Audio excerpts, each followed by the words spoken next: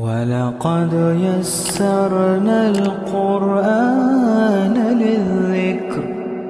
فَهَلْ مِن مُّدَّكِرٍ۔ بسم اللہ الرحمن الرحیم۔ اور اب انشاءاللہ ہم شروع کرتے ہیں سورۃ الانفال اور دیکھتے ہیں کہ اس میں اب ہمیں اللہ سبحانہ تعالیٰ کیا احکامات دے رہے ہیں۔ اللہ سبحانہ تعالیٰ سے ساتھ ساتھ دعا کرتے رہا کریں کہ یا رب العالمین ہمیں جو سمجھ آ رہی ہے تو ہمیں آپ اپنی اذن سے، آپ اپنی محبت سے ہمیں توفیق عطا کیجئے کہ ہم ان راستوں پہ چلنے والے بن جائیں، یہ راستے ہمارے لیے آسان کر دے۔ آمین ثم آمین، تاکہ ہم بھی ان لوگوں میں شامل ہو جائیں جو اللہ سبحانہ تعالیٰ کے پسندیدہ بندے ہیں۔ اعوذ باللہ من الشیطان الرجیم، بسم اللہ الرحمن الرحیم۔ شروع اللہ کے نام سے جو بڑا مہربان اور نہایت رحم کرنے والا ہے۔ اے نبی دریافت کرتے ہیں یہ تم سے مال غنیمت کے بارے میں، کہہ دو کہ مال غنیمت اللہ کے لیے ہے اور اس کے رسول کے لیے ہے، تو ڈرو اللہ سے اور صلح رکھو آپس میں اور اطاعت کرو اللہ کی اور اس کے رسول کی اگر تم ایمان رکھتے ہو۔ در حقیقت مومن تو وہ ہے کہ جب ذکر کیا جاتا ہے اللہ کا تو ڈر جاتے ہیں ان کے دل، اور جب پڑھی جاتی ہیں ان کے سامنے آیات تو بڑھ جاتا ہے ان کا ایمان اور وہ اپنے رب پر بھروسہ رکھتے ہیں۔ اب یہاں پہ دیکھیے اللہ سبحانہ تعالیٰ نے مومن کی دو نشانیاں بتائی ہیں کہ جب اللہ سبحانہ تعالیٰ کا ذکر کیا جاتا ہے تو ڈر جاتا ہے، اور جب اللہ سبحانہ تعالیٰ کی آیات پڑھی جاتی ہیں تو اس کا ایمان بڑھ جاتا ہے۔ اللہ سبحانہ تعالیٰ فرماتے ہیں اور وہ جو قائم کرتے ہیں نماز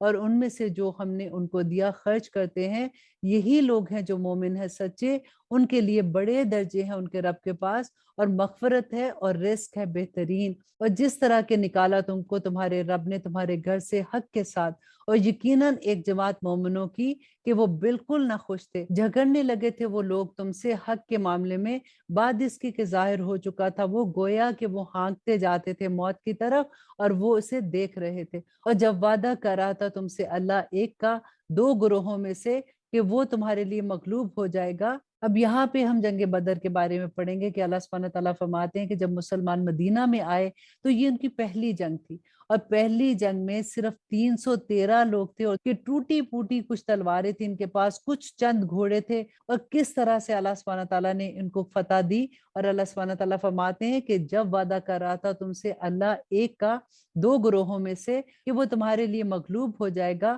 اور تم چاہتے تھے کہ بے شان و شوکت بے ہتھیار قافلہ مل جائے تمہیں، اور چاہتا تھا اللہ کے قائم رکھے حق کو اپنے فرمان سے اور کاٹ دی جڑ کافروں کی، تاکہ سچ کر دے حق کو اور جھوٹ کر دے باطل کو، اگرچہ ناگوار گزرے یہ مجرموں پر۔ جب تم فریاد کر رہے تھے اپنے رب سے تو اس نے دعا قبول کی تمہاری، بے شک میں مدد کروں گا تمہاری 1000 فرشتوں سے جو ایک دوسرے کے پیچھے آتے رہیں گے، اور نہیں بنایا اس مدد کو اللہ نے مگر بشارت اور تاکہ مطمئن ہو جائیں اس سے تمہارے دل، اور نہیں ہے مدد مگر اللہ کی طرف سے، بے شک اللہ غالب حکمت والا ہے۔ جب طاری کر رہا تھا وہ تم پر غنودگی تسکین کے لیے اپنی طرف سے، اور نازل کر رہا تھا تم پہ آسمان سے پانی تاکہ پاک کر دے تم کو اس سے اور دور کر دے تم سے نجاست شیطان کی، اور تاکہ مضبوط کرتے تمہارے دلوں کو اور جمائے رکھے اس سے تمہارے قدموں کو۔ اور اب آیت نمبر 12 میں اب ذرا مومنوں کی شان تو دیکھیں کہ اللہ سبحانہ تعالیٰ کس طرح سے مدد کرتے ہیں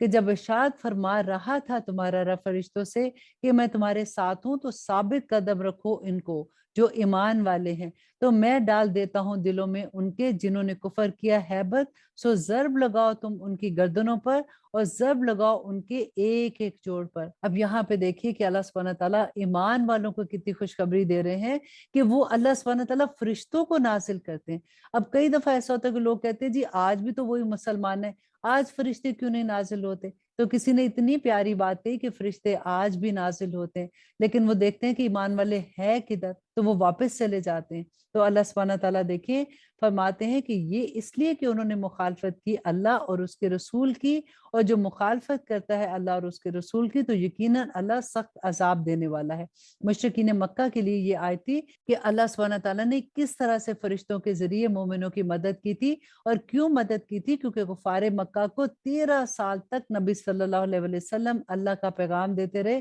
لیکن انہوں نے انکار کر دیا، اور یہ ہے تمہاری سزا تو چکھو مزہ اس کا، اور یقیناً کافروں کے لیے عذاب ہے آگ کا۔ اے وہ لوگوں جو ایمان لائے، جب مقابلہ ہو تمہارا ان لوگوں سے جنہوں نے کفر کیا میدان جنگ میں تو نہ پھرنا تم ان سے پیٹھیں، اور جو پھیرے گا ان سے اس دن اپنی پیٹھ مگر یہ کہ چال چلتا ہو جنگ کے لیے یا پھر جا ملنا چاہے اپنی فوج میں، تو یقیناً وہ لے آئے گا غضب اللہ کا اور اس کا ٹھکانہ ہے دوزخ، اور وہ بہت بری لوٹنے کی جگہ ہے۔ بس نہیں قتل کیا تم نے انہیں بلکہ اللہ نے انہیں قتل کیا، نہیں پھینکی تھی تم نے کنکریاں جب تم نے پھینکی تھی بلکہ اللہ نے پھینکی تھی، اور تاکہ آزما لے وہ مومنوں کو اپنی طرف سے ایک اچھی آزمائش سے، بے شک اللہ سننے والا اور جاننے والا ہے۔ اب یہاں پہ غور کیجئے گا کہ اللہ سبحانہ تعالیٰ مومنوں کی کیسے کیسے مدد کرتے ہیں، اور اللہ سبحانہ تعالیٰ فرماتے ہیں آیت نمبر 18 میں کہ بے شک اللہ کمزور کر دینے والا ہے چال کافروں کی۔ اگر تم فیصلہ چاہتے ہو تو یقیناً آ چکا تمہارے پاس فیصلہ،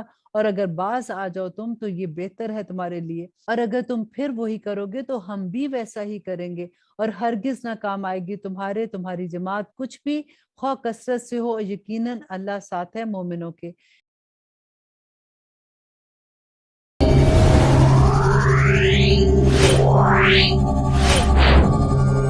Yeah.